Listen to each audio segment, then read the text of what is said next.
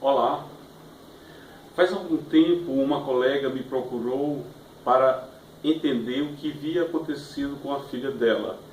A sua filha tinha 2 anos de idade e havia aprendido a ler, e ela não sabia como.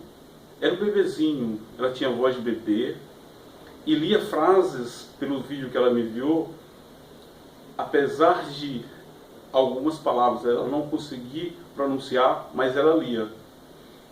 E a professora nem apresentava ela para as pessoas, ficava de alguma forma guardando ela sem apresentar a leitura, o que ela fazia de espetacular. Ela receava que as pessoas achassem que ela havia forçado a sua filha a aprender a ler. Eu acredito que esse processo deva ter levado em torno de uns 8 meses. E ela falava assim: a única coisa que eu fiz foi incentivá-la. Eu digo, a senhora fez só o que precisava. A única coisa que a senhora precisaria fazer era incentivar. E a sua filha queria brincar. Você incentivava e o aprendizado é uma brincadeira. Então, a professora não sabia como havia ensinado. Se havia ensinado. A criança havia aprendido. Como havia aprendido, né, se ela não tinha ensinado? O aprendizado, ele é solitário. Então, o que a professora fez? Ela deu os elementos para que a criança o usasse de forma lúdica. E uma brincadeirinha leve, e ela aprendeu a ler. O nosso aprendizado, ele é íntimo, ele é subjetivo. O que nós podemos fazer para que alguém consiga ler nós passamos a informação, nós incentivamos essa pessoa através de desafios, de brincadeiras, e nós criamos emoções para fazer com que a pessoa interaja e consiga mais rapidamente fixar essas informações e usá-las de forma lógica.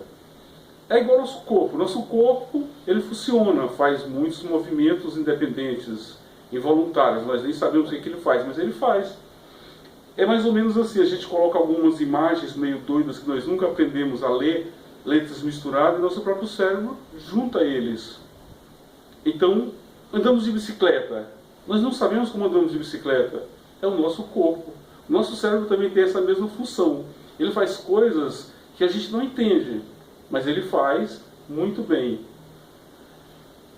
Se a professora apenas entender o que ela faz em sala de aula, já ajuda bastante. A criança não consegue se defender. Ela vê uma professora falando uma coisa e fazendo outra. Ela não sabe dizer: uai, tia, por que isso? Por que esse som é assim e o outro assim? Ela vai o tempo todo achar que é boba, que não está entendendo. Então, a professora tem que ter coragem para defender o seu aluno. O aluno, ele tem, é como se fosse uma célula-tronco. Para tudo que você colocar, ele vai funcionar muito bem. Então, o nosso cérebro é um espetáculo. Inclusive, defendo que nós devamos aprender no máximo aos 3 anos de idade, que é quando nós temos mais conexões neurais, 3 vezes mais conexões neurais, né? Então, aí nós estamos mais capacitados ao aprendizado da leitura, que é o mesmo processo que nós tivemos quando nossos pais nos ensinaram a ler. A ler não, a falar. Ou seja, eles falavam, repetiam, faziam graça e nos incentivavam, né? E a gente aprendeu assim. Então acertava, falava uma palavrinha, aquela vibração. Então, o aprendizado é dessa forma. E é assim que o método funciona. Ele tornou lógico uma coisa que você leva 1 ano, 2 anos para aprender. E mesmo um bebezinho, ele consegue aprender a ler. A principal coisa que fez esse método desenvolver foi quando a Bia, aos 18 meses, interagiu, aprendendo a associar as cores aos sons. E também nós tivemos outra pessoa outro professor que me ensinou muito. Ele tinha 6 anos de idade, é o Samuca. Samuca, passei muito tempo com ele e aprendi muito, muito mesmo com ele.